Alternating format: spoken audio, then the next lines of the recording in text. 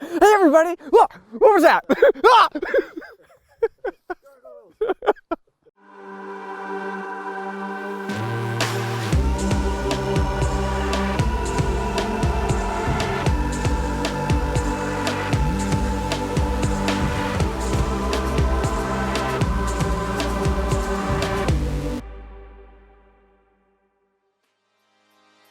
Hey everybody, and welcome back to the field test. I'm Mike Levy, and right over there is a gravel road that I'm going to pedal up way too many times, and that means that you're watching the efficiency test.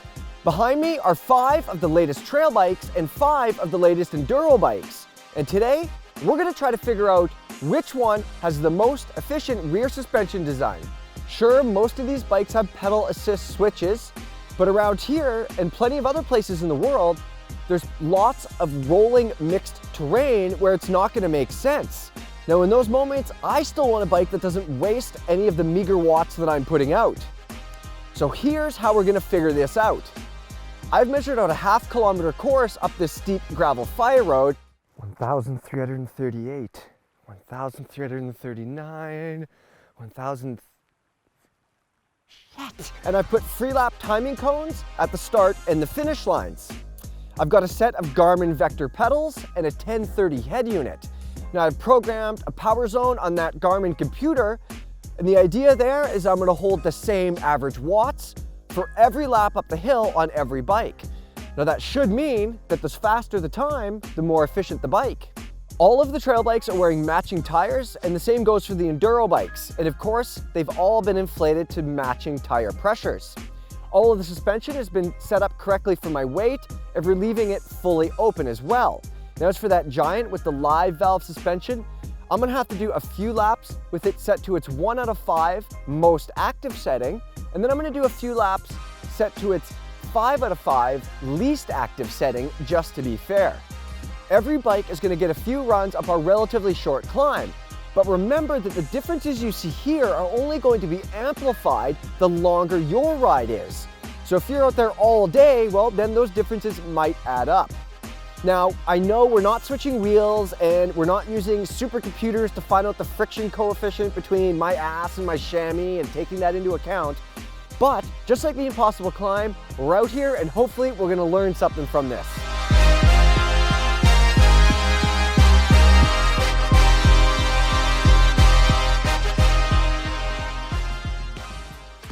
All right, Ibis Mojo, version 4. These things have always been good climbers.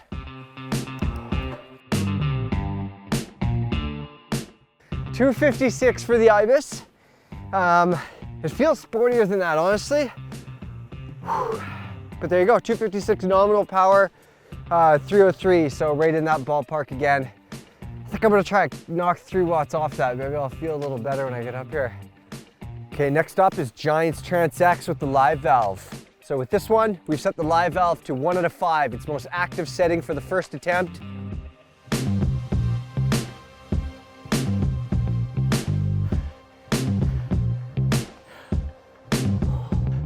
Felt like a hardtail, honestly. Like, it's rougher over those bumps, no doubt about it. Like, I know it's supposed to open all this stuff, whatever. Like, the other bikes don't feel like that over the bumps. But it literally feels like a hardtail. Yeah, and that was on 1 out of 5.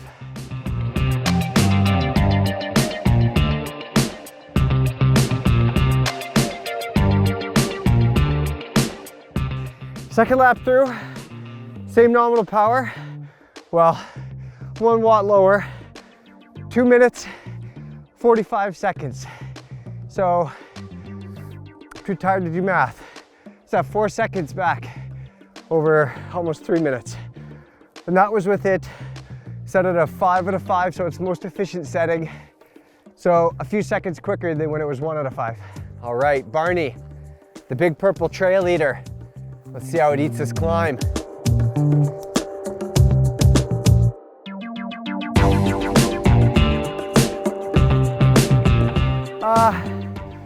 You know, it didn't feel bad. Didn't feel like the Trance X, but it sure as hell ain't supposed to be, I guess, is it? Let's do it again.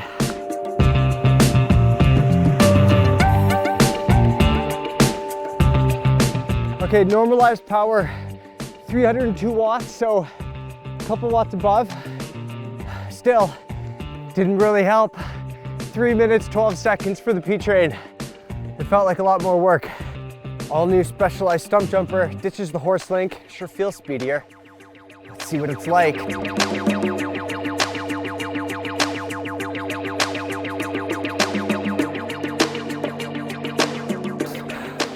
Whew. It felt very different than the Giant.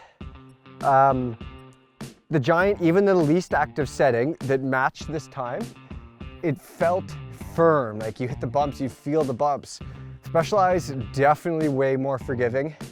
I stay seated the whole time. It didn't really feel, I mean, the Giant's way firmer. It feels like it would go quicker, but the times matched. But yeah, the Giant beat it on 5 out of 5, like maximum live valving, but I mean, it's not cheating, but at the same time, I feel like it's cheating a little bit, eh? Okay, now we're up with Norco's 38-pound free ride bike. There's no skinnies on this climb, but let's see how she does. Feels like it pedals decently well. It's 10 pounds heavier than the Ibis though, jeez. Jeez. 3 minutes, 24 seconds for the Norco Shore. I tell you, that didn't feel great. So here's the thing, it didn't pedal poorly. Like the bike doesn't feel like it pedals bad. Casimir wasn't lying when he said it surprised him that way. It gets moving, but it's just so heavy. And it is a lot of travel, like even not out of the saddle, seated pedaling hard, it does move. I mean, it's a 180 mil bike.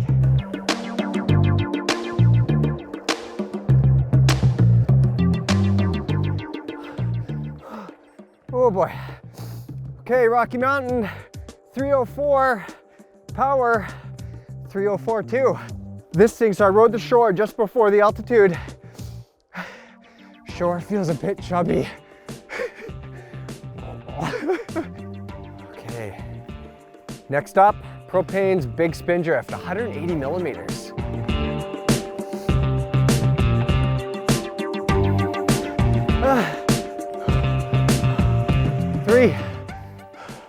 Three on the dot for the Propain.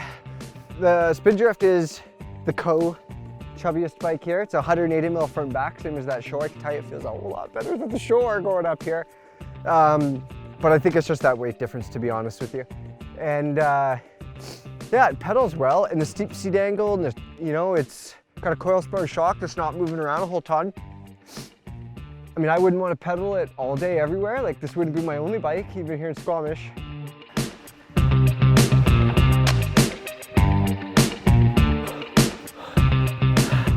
Okay, oh boy,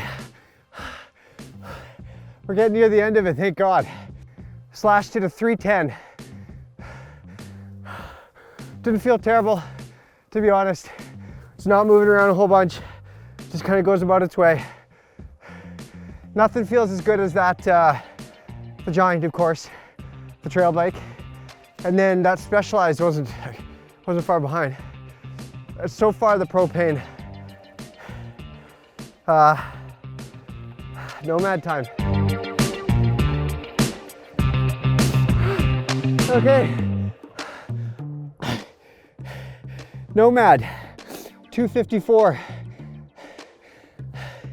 Power, 302. There you guys go.